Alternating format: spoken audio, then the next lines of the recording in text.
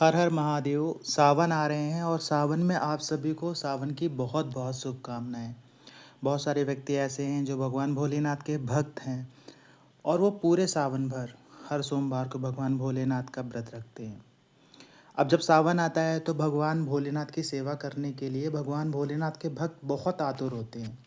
उनके में तरह तरह के प्रश्न उनके दिमाग में पैदा होते हैं कि हम भोलेनाथ के लिए ऐसा क्या करें जिससे भगवान भोलेनाथ प्रसन्न हो जाएं और हमारी हर मनोकामना को पूर्ण कर दें। देखिए, भगवान भोलेनाथ पे जल तो हर व्यक्ति चढ़ाता है। हर व्यक्ति भगवान भोलेनाथ पे दूध अर्पित करता है, बेलपत्र अर्पित करता है, धतूरे या जो भी आप श्रद्धापूर्वक भगवान भोलेनाथ को अर्पित करते हैं। सभी भक्त करते हैं ऐसे। लेकिन कुछ कार्य ऐसे हैं जो अगर आप करते हैं तो आपके जीवन में बहुत ज़्यादा बदलाव होता है। भगवान भोलेनाथ की कृपा बहुत अधिक आपको मिलने लगती है। पहली चीज़ तो ये होती है कि जब जो भी भगवान भोलेनाथ का भक्त है, अगर आप उस भक्त की सेवा करते हैं, सेवा का अर्थ ये हो जाता है जैसे उस व्यक्ति को कुछ तकलीफ़ है, उस व्यक्ति को कोई परेशानी है, उस व्यक्ति के घर पे कोई दिक्कत आ रही है या उसके जीवन में कोई परेशानी है। मान लीजिए जैसे कांवड़ यात्रा में कोई भक्त जा रहा है, भगवान भोलेनाथ का भक्त है, अगर आप उसकी मदद करते हैं तो आपके जीवन में इतनी चीज़ें बदल जाएंगी। आप अपने जीवन को इतना बदल पाएंगे, बदलते हुए देख पाएंगे। भगवान भोलेनाथ की कृपा और आशीर्वाद आपके साथ इतना अधिक हो जाएगा कि आप समझ नहीं पाएंगे।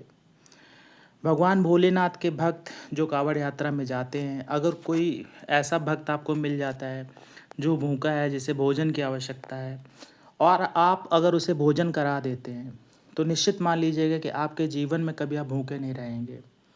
आपके जीवन में, आपके घर में धन्य धान हमेशा भरा रहेगा।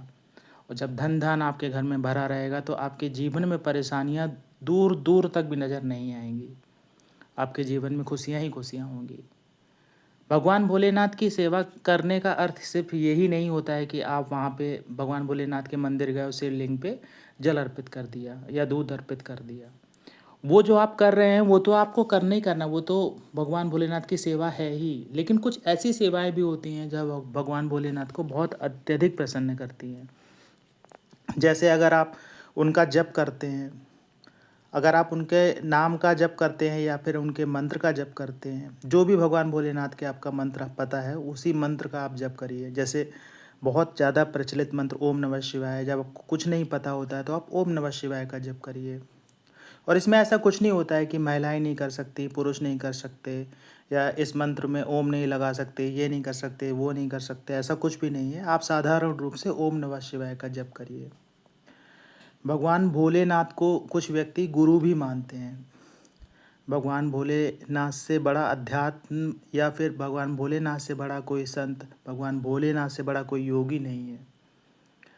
भगवान भोलेनाथ को अगर आप गुरु मान के उनकी सेवा करते हैं, उनको गुरु मान के किसी मंत्र का जप करते हैं तो वो मंत्र बहुत अधिक जल्दी सिद्ध होता है। सावन के महीने में अगर भगवान भोलेनाथ के मंत्र का जाप करते हैं तो उसका कई गुना प्रभाव आपके जीवन में पड़ता है, कई गुना आध्यात्मिक आपकी ऊर्जा बढ़ती है, कई गुना आपका तपोबल बढ़ता है। भगवान भोलेनाथ के अगर आप भक्त हैं तो एक बात निश्चित मान लीजिएगा कि भगवान भोलेनाथ एक ऐसे देवता हैं जो बहुत जल्दी प्रसन्न होते हैं। और जब भगवान भोलेनाथ आपसे बहुत जल्दी प्रसन्न होते हैं तो आप अगर उनके लिए थोड़ा सा भी प्रयास करते हैं भगवान भोलेनाथ को प्रसन्न करने के लिए तो वो प्रसन्न हो जाते हैं। लेकिन अगर आप अपने मन को साफ नहीं रखेंगे, अगर आप अपने कर्मों को अच्छा नहीं रखेंगे, तो चाहे आप किसी भी देवता की पूजा कर लीजिए, आपको कोई फल नहीं मिलने वाला है। जैसे सावन है, सावन में भगवान भोलेनाथ आते हैं पृथ्वी पे, पृथ्वी लोक पे आते हैं। आपने उनकी कहानी सुनी होगी कि इसी महीने समुद्र मंथन वगैरह भी हुआ था। तो भगवान भोलेनाथ का ये बहुत ही पावन महीना होता है। सावन में बहुत सारे व्यक्ति ऐसे हैं, ज़्यादातर जो मेल व्यक्ति हैं, जो पुरुष व्यक्ति हैं, दाढ़ी रखते हैं, बाल नहीं कटाते हैं। तो ये सेवा होती है, भगवान के नाम से हम कोई त्याग कर रहे हैं। तो अगर आप सावन के महीने में कोई त्याग करते हैं किसी भी रूप में, जैसे आपने दाढ़ी नहीं बनवानी है, जैसे आपने बाल नहीं कटवाने हैं, ऐसी चीज़ें आप अगर प्रण करते हैं कि हम पूरे सावन भर ऐसा नहीं करेंगे, तो ये एक सेवा हो जाती है। ऐसा नहीं है कि ये आप दिखावा कर रहे हैं या फिर कुछ और है। जहाँ दिखावे की बात आती है वहाँ पे श्रद्धा, विश्वास, भगवान की भक्ति सब कुछ ख़त्म हो जाता। दिखावा नहीं करना है, भगवान से जुड़ना 1 to 1 कम्युनिकेशन है, आप और भगवान बीच में और कोई नहीं। आशा ही जानकारी आपको अच्छी लगी होगी। जानकारी अच्छी लगी हो तो वीडियो को लाइक करिएगा। सावन में भोलेनाथ भगवान आप सभी के ऊपर अपनी कृपा बनाए रखें, ऐसी कामना के साथ में प्रस्तुति को ख़त्म करते हैं। जय भोलेनाथ, हर हर महादेव।